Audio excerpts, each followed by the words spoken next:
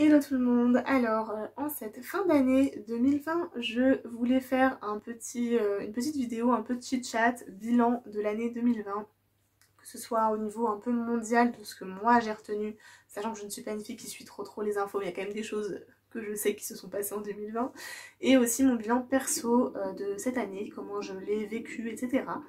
Je me suis dit que ça ferait un petit dialogue entre nous, comme ça vous allez pouvoir me dire vous aussi ce que vous avez retenu de 2020, les choses qui ont pu vous arriver à vous en positif ou en négatif, ce qui vous a marqué vous en 2020. Moi, ça a été une année assez mouvementée, on va dire. Pour moi, le terme de cette année sera mouvementée, aussi bien au niveau mondial que personnel. Donc au niveau mondial, on va le rappeler, il s'est passé beaucoup de choses, que ce soit des grèves. Alors vous allez me dire, en France, on a toujours des choses qui se passent dans ce style-là, on est un pays de pas contents continuellement. Après voilà, il y a des choses qui vont pas dans le système économique et social, etc. Mais je pense que chaque pays a sa part de choses qui ne vont pas. Et bon bah nous on a un pays de râleurs, hein, on le sait. Mais voilà, je pense que il est vrai qu'il y a des choses qui pourraient être modifiées, qui pourraient être améliorées, mais il est vrai aussi que sur certains autres points, on n'a pas à se plaindre. Je parle par exemple pour la couverture sociale, on est quand même un pays assez bien équipé là-dessus, donc on ne peut pas trop se plaindre. On ne peut pas se plaindre pour tout non plus. Mais ça n'empêche qu'il y a eu pas mal de grèves, de transports, de trucs comme ça. Ça m'a pas trop impacté parce que je suis en voiture. Enfin, ça m'a un peu impacté niveau bouchon, mais voilà, pas plus que ça quand même. Mais aussi les gilets jaunes, ça, je pense qu'on s'en souvient tous. Alors là, bizarrement, depuis confinement et tout, il n'y a plus rien, hein, forcément. C'est pas trop compatible, on va dire. Mais voilà, il y a eu gilets jaunes, forcément, ce mouvement qui a duré des mois et des mois et des mois et des mois. On a eu récemment quand même une bonne nouvelle, qui est l'élection, enfin, personnellement, je trouve que c'est une bonne nouvelle. Après, les avis politiques, je veux pas de débat là-dessus en commentaire, chacun a son avis là-dessus. Mais on a eu l'élection présidentielle des États-Unis où Joe Biden est passé. Donc c'est pas mon pays, mais je suis quand même contente pour eux. Je pense que ça sera mieux dans tous les cas, je pense. Ce n'est que mon avis. Je ne suis pas trop la politique comme je vous ai dit, mais il y a quand même certaines choses que je sais et pourquoi moi je trouve que Joe Biden, je pense, sera un meilleur président. Et au-delà de ça, on a eu bien sûr Monsieur Covid. Alors Monsieur Covid, si tu m'entends, tu nous fais bien chier depuis des mois et des mois. Ça va bientôt faire 1 an en fait presque que ça dure. Je pense que ça existait déjà avant qu'on en entende parler, puisque ça ne sort pas du ciel comme ça forcément. Mais voilà, je pense, c'est ce qu'on va tous retenir de 2020. Parce que ça a quand même chamboulé la vie de tout le monde. On est passé par un confinement, un deuxième confinement. Normalement, à l'heure où je vous parle, on en sera sorti, du moins juste pour ouvrir les boutiques pour l'économie, parce que bah voilà, forcément, l'économie va mal, donc on rouvre les boutiques en décembre pour que les gens fassent leurs cadeaux, mais du coup, bah ça va être encore pire après, puisque tout le monde va se ruer dans les magasins. Je vais pas m'énerver, parce que je travaille dans une boutique, donc je vais être de ceux qui vont morfler fort à la réouverture, parce que, alors oui je suis contente, on rouvre et tout, l'économie va bien aller, patati patata, mais clairement niveau santé, bien qu'ils disent que va y avoir des mesures, patati patata, moi je sais comment ça se passe, hein, après le premier confinement, on avait plein de mesures à respecter, mais nous on n'est que 2 en boutique, et clairement toutes les mesures c'est juste impossible de les respecter à la lettre, bien qu'on... C'est pas qu'on veut pas en fait, mais les gens sont fous. En fait, quand ça rouvre, en plus on aura certainement des réductions, hein, puisque on a perdu des sous, donc il faut forcément faire des réductions pour attirer le monde, sauf que du coup, bah, ça risque d'être vraiment compliqué. Donc non, honnêtement, je n'ai pas du tout hâte de rouvrir. J'ai vraiment plutôt peur, moi qui n'étais pas craintive jusque-là, vu les chiffres de ce deuxième confinement niveau Covid. Je comprends pas qu'on rouvre rapidement. Si on a rouvert, hein, je sais pas si on aura rouvert, mais c'est possible qu'on ait rouvert. Et je comprends pas. Voilà, bref, ça c'était mon avis sur ce point. En tout cas, voilà, 2 confinements cette année. Plein de débats sur le port du masque, obligatoire, pas obligatoire, lavable, pas lavable, cher, pas cher, on devrait le donner, on devrait pas le donner, patati patata. Bref, plein de contradictions, mais en même temps, bah, c'est tout nouveau, donc on fait tous avec les infos qu'on a, que ce soit au niveau du gouvernement ou de nous, en fait, on est tous obligés de s'adapter à la situation. Je pense qu'il faut rester assez mature et assez logique, prendre soin de soi, prendre soin de sa famille, ne pas être complètement inconscient à dire oh mais ça va c'est qu'un rhume, parce que non, ce n'est pas qu'un rhume. Je suis pas de ceux qui en ont peur au point de plus sortir de chez moi, mais il faut avoir conscience que ça peut avoir de très graves conséquences. On peut perdre ses proches, on peut se perdre soi-même.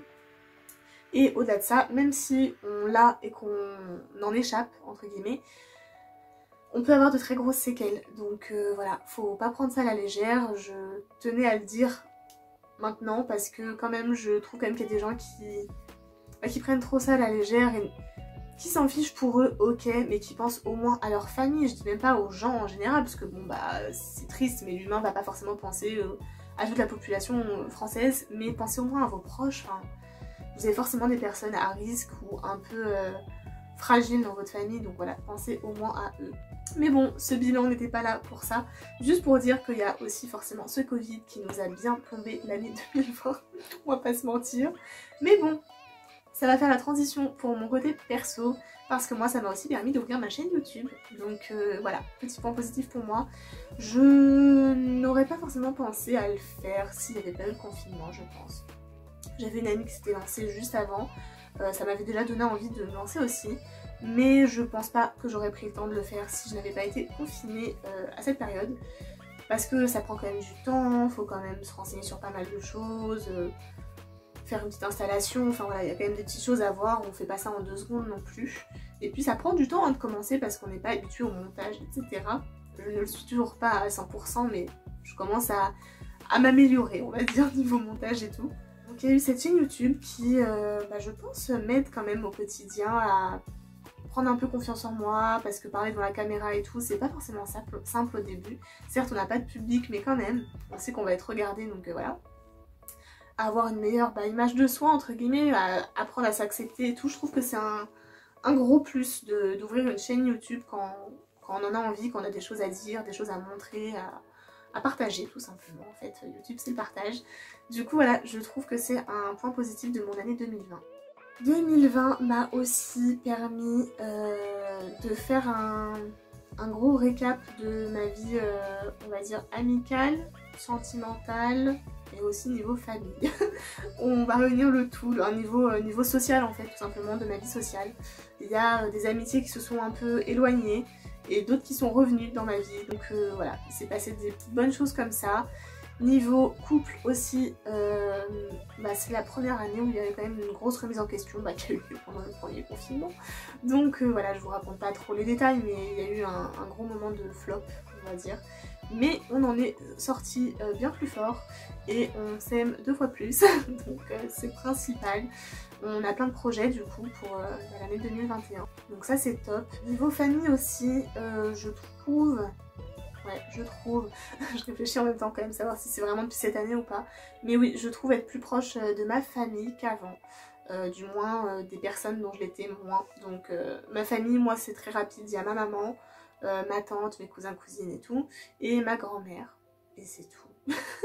Tout ça c'est du côté maternel. Donc voilà, je me suis beaucoup rapprochée de ma tata, donc ça me fait énormément plaisir parce qu'en fait on s'était un peu éloigné parce que chacune a sa vie. Moi maintenant j'ai avec mon chéri, etc. Donc c'est pas comme quand j'étais petite que j'allais tous les week-ends chez eux, voilà, clairement. On s'est rapprochés et ça me fait énormément plaisir parce qu'on peut avoir de grandes discussions avec ma tante sur beaucoup de sujets, on se ressemble en beaucoup de points.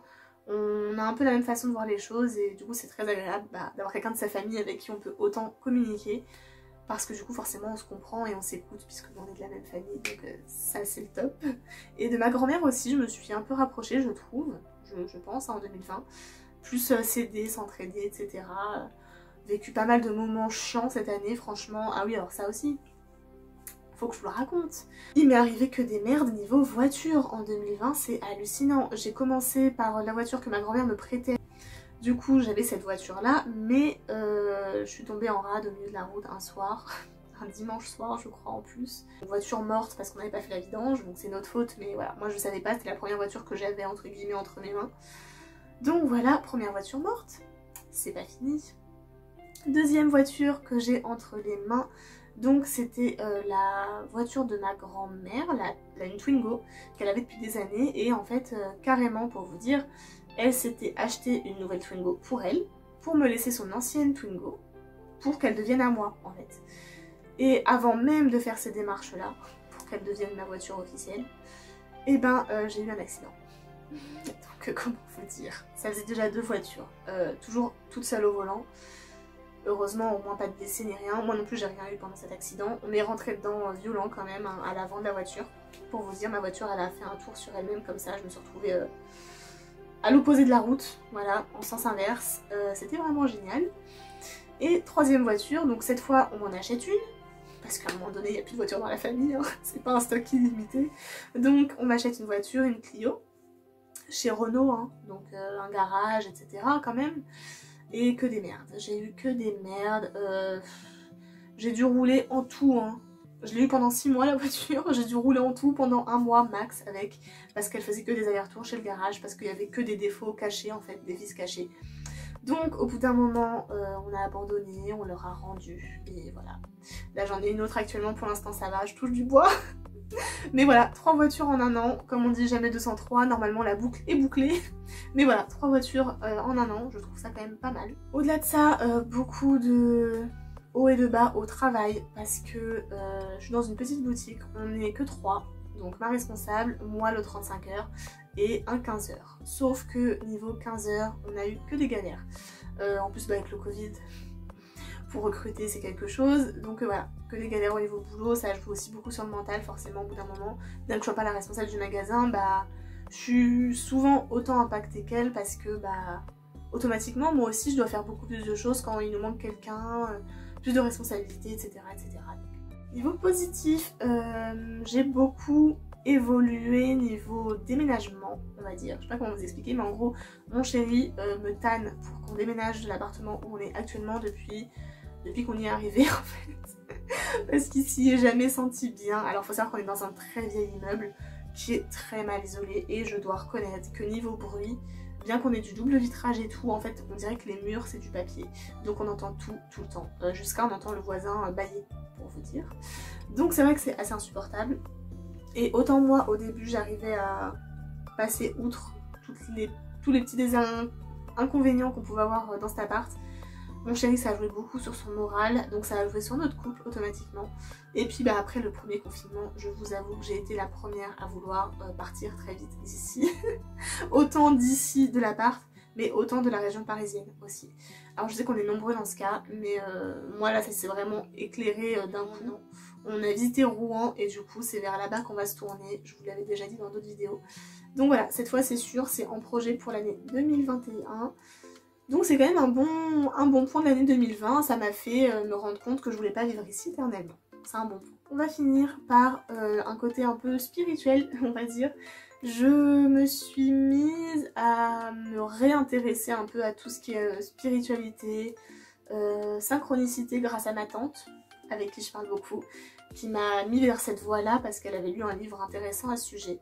Et depuis, bah voilà, je m'intéresse beaucoup à tout ce qui est synchronicité, je vous en avais déjà parlé, méditation, plein de petites choses comme ça, les signes de la vie, enfin voilà. Je me remets là-dedans, je fais plus de lecture et tout, je reprends la lecture et je trouve ça très bien parce que ça m'avait manqué, j'adore lire en fait et j'avais perdu ça de vue en fait pendant un moment. Et là voilà, je me remets à lire, etc. J'essaye d'adopter un meilleur... J'ai essayé d'adopter un meilleur train de vie en 2020. Je compte le maintenir en 2021, essayer du moins. Et voilà, c'est un truc positif aussi de cette année qui m'est arrivé, entre guillemets, si on peut dire ça comme ça. C'est fini pour cette vidéo bilan 2020. N'hésitez pas à me dire vous, comme je vous ai déjà dit en début de vidéo, ce qui vous a marqué en 2020, les petites avancées que vous avez fait dans votre vie, les projets futurs, tout ça, tout ça. Dites-moi ça en commentaire, ça me fera plaisir de voir un peu vous, votre avis sur 2020, ce qui vous a marqué. On n'a pas forcément tous le même point de vue, on voit pas tous les choses de la même façon et on retient pas tous les mêmes éléments. Cette vidéo est terminée, je vous dis à l'année prochaine, puisque du coup c'est la dernière pour cette année qui sortira sur ma chaîne. La prochaine sera samedi 2 janvier, je vais y arriver, j'allais dire 2 décembre, 2 janvier. Du coup je vous souhaite de passer de bonnes fêtes de fin d'année, un bon réveillon en espérant que la situation nous le permette à tous. Et puis voilà, je vous fais de très gros bisous et je vous dis à l'année prochaine.